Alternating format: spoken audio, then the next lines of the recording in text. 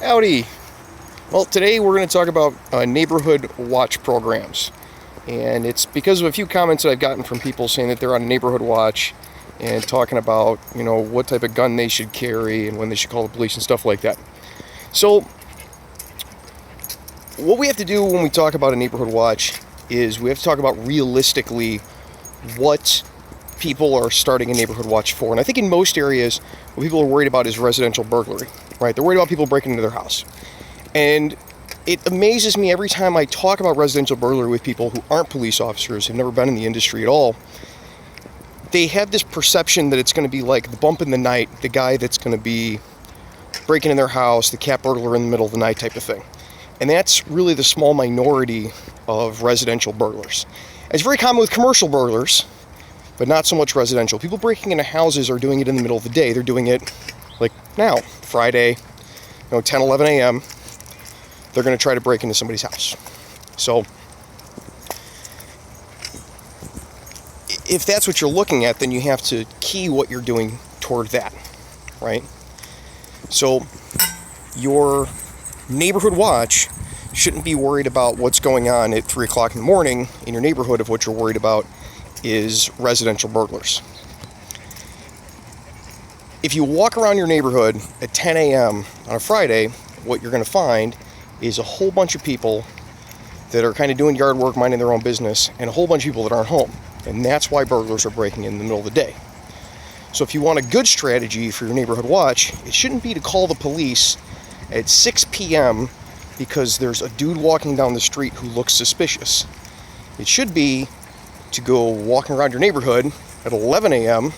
on a Friday or a Wednesday or a Thursday, if that's available to you, and just go take your dog for a walk and wave hi to your neighbors and engage with them and talk to them so you know who's supposed to be there. And then when you run across somebody that's engaging in activity that is suspicious, like climbing in a window at 10 a.m. on a Thursday, then you call the police. Or if you find somebody that's going and ringing every doorbell and they're not wearing a uniform, a little suspicious. You're selling something door to door, but you're not wearing a uniform, not carrying a clipboard. You see 3 or 4 dudes in their teens knocking on doors.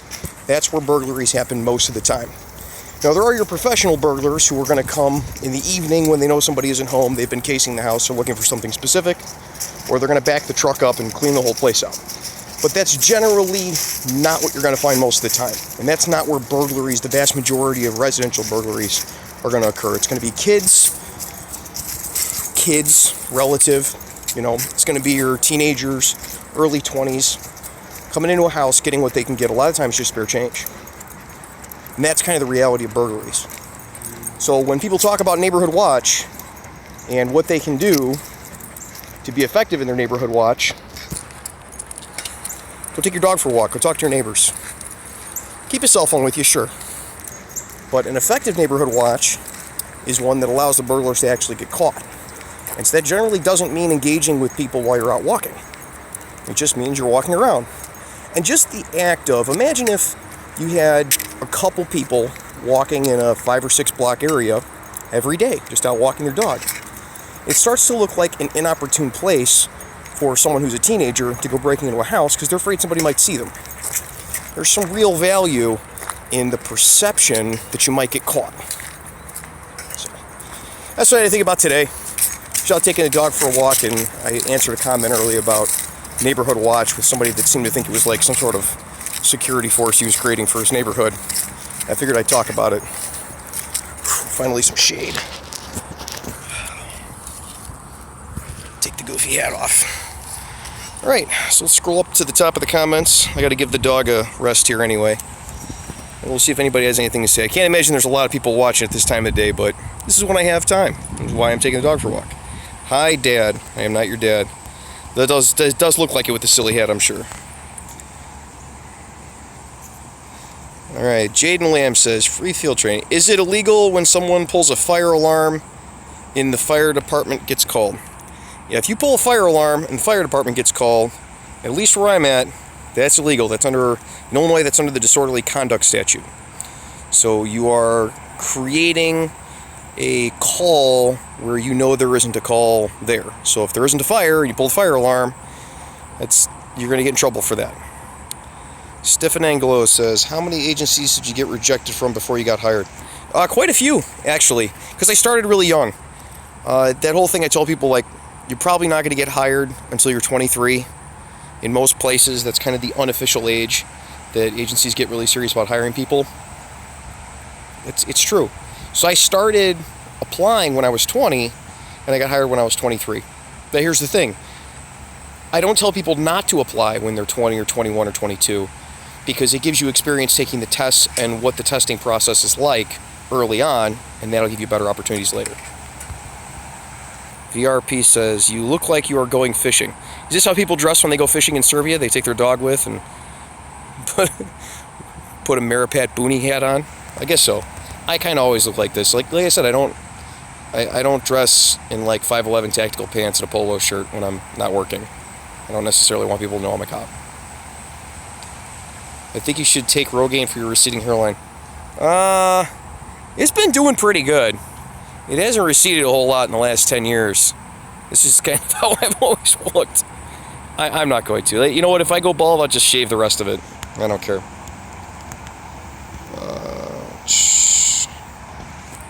What else? Do you need to go to college to be a police officer? You don't need to go to college, although it will help substantially with the number of agencies that you can work for. It also helps if you've gone to the military. Black Dolphin says, is it advisable to carry out a citizen's arrest with those pink or red fluffy cups? I don't think it's necessarily a good idea to be conducting a citizen's arrest, most of the time. But if you were going to, it would definitely be cool if I showed up and it was the pink or fuzzy cuffs. I think that'd be funny. I wouldn't be able to stop laughing. Do a vid on citizen's arrest. The problem with doing things about legal stuff is that it changes with every state. Matthew Campbell says Police Academy. I love that movie. BB says, I'll donate $50 if you take Rogaine for your receding hairline. No. I'm not going to take Rogaine for my receding hairline, just like I don't have any intention of eating salad every single day and actually losing weight. I'm going to be realistic about this. At some point, I'm going to get old. I'm already getting there. Nothing you can do about it. Why try to, go back and relive your youth? Being in your 30s ain't that bad. What do you think about bodyguard work? I haven't done a lot of bodyguard work. Bodyguard work tends to show up in two different categories, right? Like the really high end and the really low end, right? So dignitary bodyguard work isn't a bad gig if you can get it. Pays very well.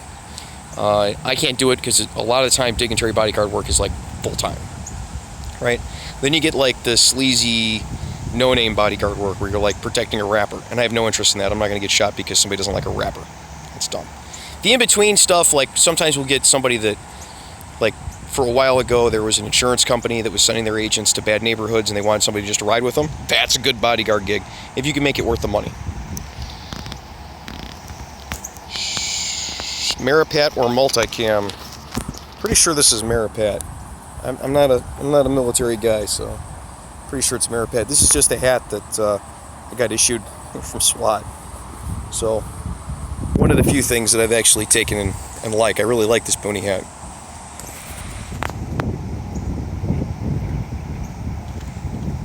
I work as an SRO. It's boring. A school resource officer? That does sound boring. Reaper says, I've seen a lot of fun things since I've been working on the streets. Do you think that when you retire, you're going to write a book about the things that you've seen? I think it would be pretty interesting.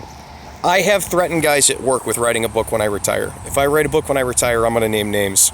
I'm not going to use I changed some of the names to protect the innocent. Nope. I'm going to keep all the names the same. It's going to be great. But I'm not, if you've read the comments section or seen the writing on the whiteboard for a lot of the videos, me writing a book doesn't seem real likely.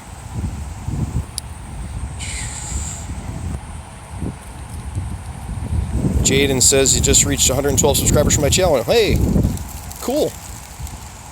Hunter says, is it legal to perform a citizen's arrest?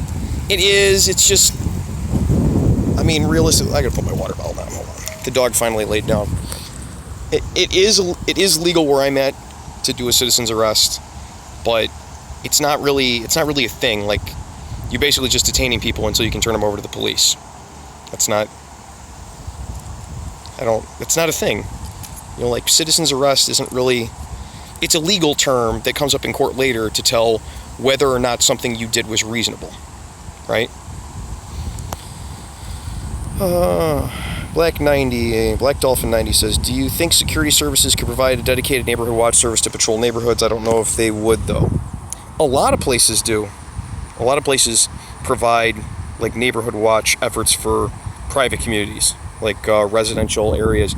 I'm sure if you had a condo association or something, or a neighborhood association, I'm sure they would do it. Money's green, man. SRO. All right, so in Serbia, he says the SRO thing is just for a few months and back to patrol. That's normally the way it is. I don't know how they works in Serbia, but here we have summer vacation and stuff, so it's only in the winter do we have really SROs. Junior Robbins says, can you utilize restraint devices in a citizen's arrest? You're just detaining someone, so I guess however you would need to, but you're going to carry handcuffs around? That's a pain in the ass. I wouldn't do it. I had a whole video about it. I don't carry handcuffs around when I'm not working. But you're like looking forward to this? Free field training. I gotta go. Me too.